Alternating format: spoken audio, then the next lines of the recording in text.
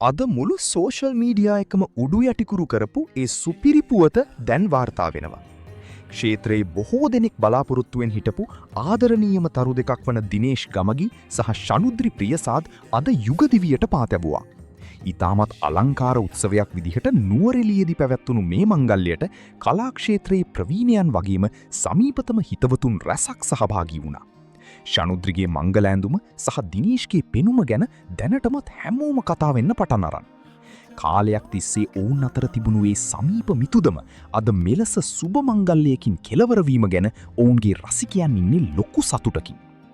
මුම්බේවා ගීතයේ තිබුණු ඒ සුසංයෝගය අද සැබෑ ජීවිතයේදීත් එකතු වෙලා තියෙනවා.